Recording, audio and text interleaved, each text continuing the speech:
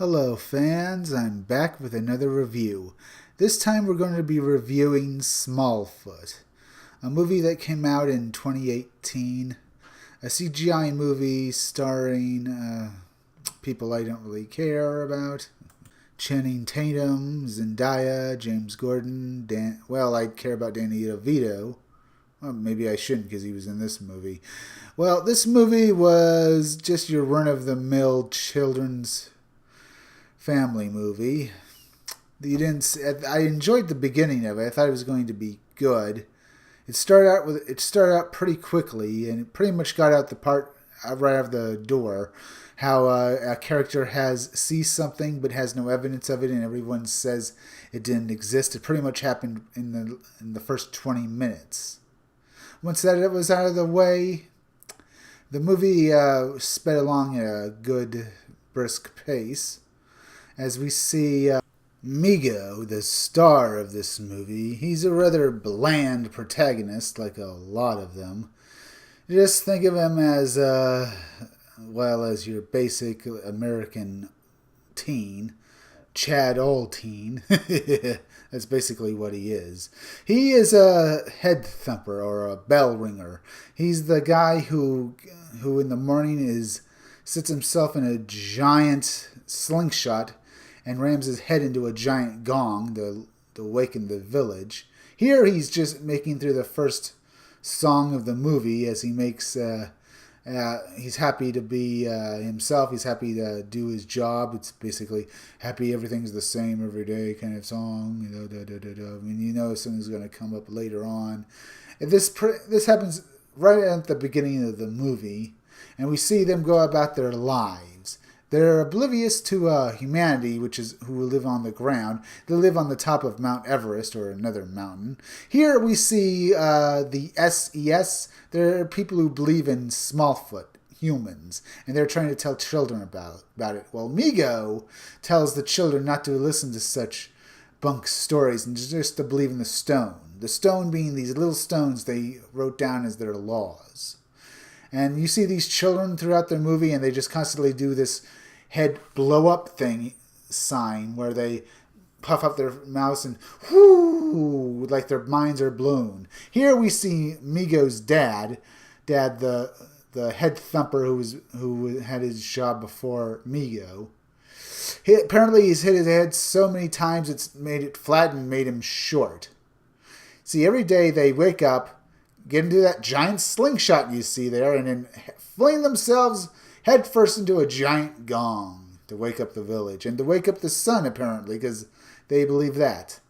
After his first attempt at being a headbonger, it goes off wide and he ends up in a snowfield where he comes across a crashed human and his airplane.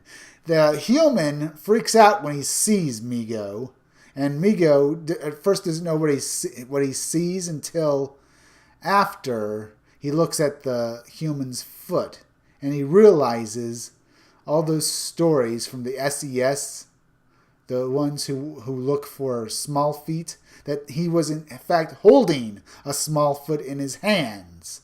And he eventually freaks out and has a big moment where he goes back to the village and tries to get them to come back to see what he has seen. At first he wants to bring the human back, but a big wind blows the human off the mountain with his filling him into the air with his parachute below the clouds where they live. Migo freaks out at this, but he still has the airplane. So he rushes back to the village, hoping that they will come and see it. He brings them all back, but what happens is that the plane slides off the mountain and below the clouds. Their mountain is so far up into the air, it is beyond the cloud cover, and that is what protects them and their village from the humans. He tells them that it was there, and that the reason why there's no evidence left was the airplane, the big silver middle thing, fell off the mountain by sliding off the snow, and then the wind blew all the evidence of something sliding off the mountain away. Just in front of his eyes, you just watch the wind just puff and blow everything away. The animation in this movie is good, and I do enjoy the characters. It's just such a bland and boring movie.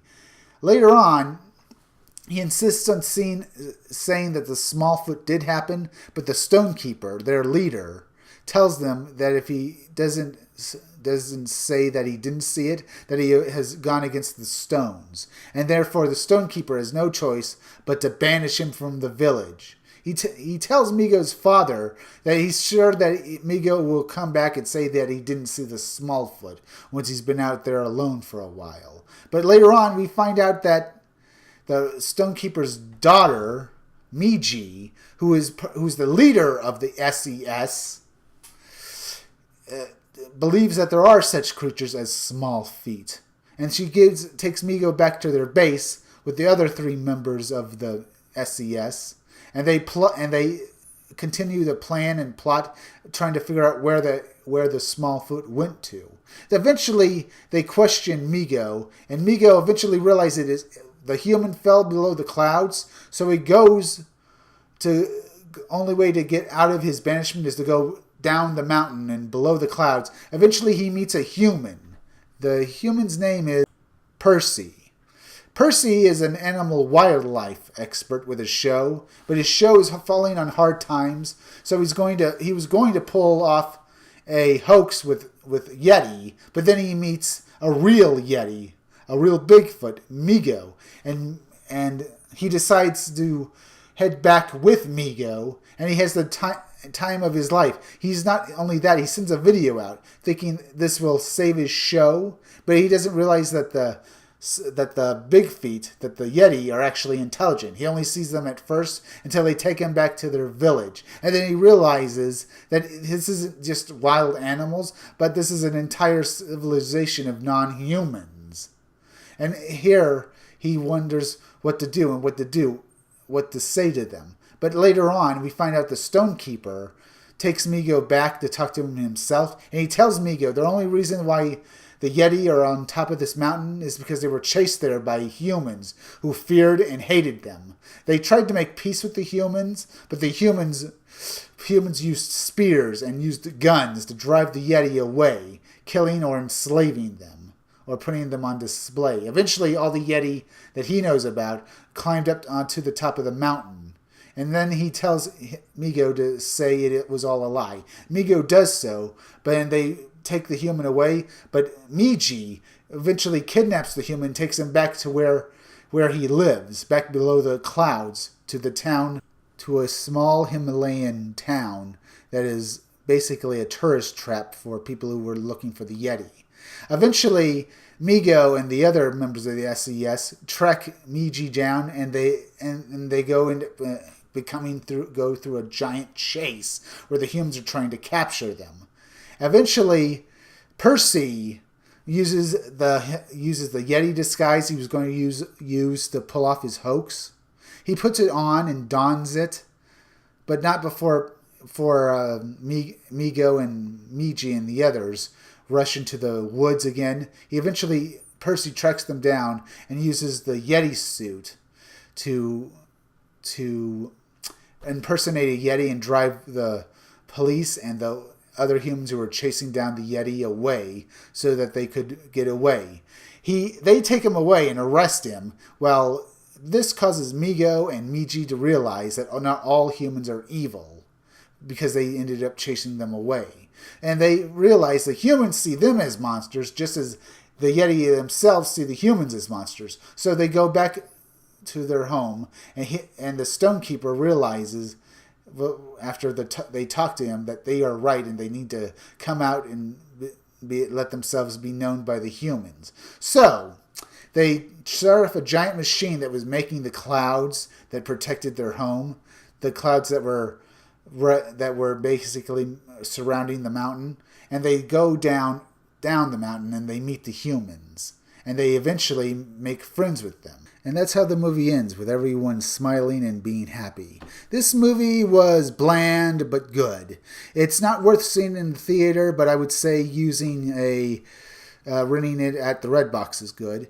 If you like this review, leave a comment, subscribe, and leave a like. I'll see you all again soon. Bye.